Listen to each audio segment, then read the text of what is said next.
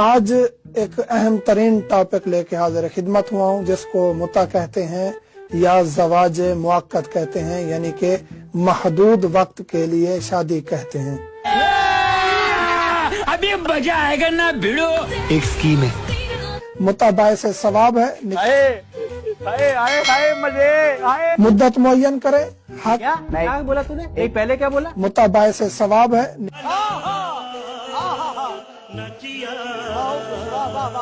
حق مہر بھی معین کرنا ہے، چاہے وہ چند پیسے ہوں، کوئی بھی چیز ہو، کوئی بھی سستا ہے خون۔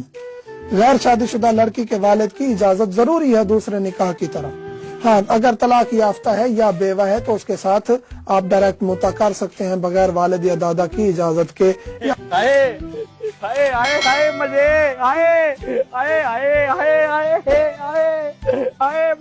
جو لڑکا لڑکی متا کر رہے ہیں اس میں طے کریں گے، حق مہر معین کریں گے اور اپنا پیریڈ معین کریں گے، 1 دن، مہینہ، سال، 2 سال پیریڈ معین کر کے، حق مہر معین کر کے پھر سیگا پڑھیں گے۔ لڑکی سیگا پڑھے گی، اتزوج معک بمہر المعلوم، مرد کہے گا قبل تو، یا مرد کہے گا اتزوج معک بمہر المعلوم یا اتزوج کے بمہر المعلوم، لڑکی کہے گی قبل تو۔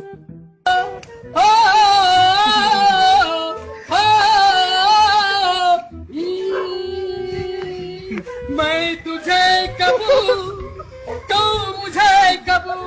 کلیگ ہیں، ایک آفس میں، ایک ہاسٹل میں اکٹھے رہنا چاہتے ہیں، یونیورسٹی ہے، کالج ہے، جائے کہ وہ گناہ گار ہوں، ایک دوسرے کے ساتھ بیٹھ کے یا ایک دوسرے کے ساتھ رومانس گفتگو کر کے، رومانوی گفتگو کر کے، تو ان کے لیے یہ دروازہ کھلا ہوا ہے۔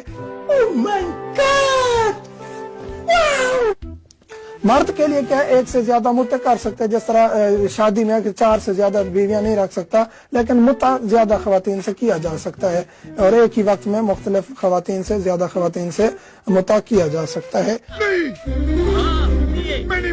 متا زیادہ خواتین سے کیا جا سکتا ہے اور ایک ہی وقت میں مختلف خواتین سے، زیادہ خواتین سے متا کیا جا سکتا ہے۔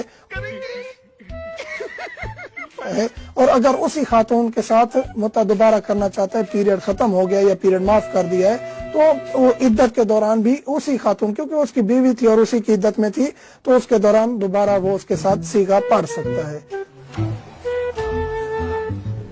سر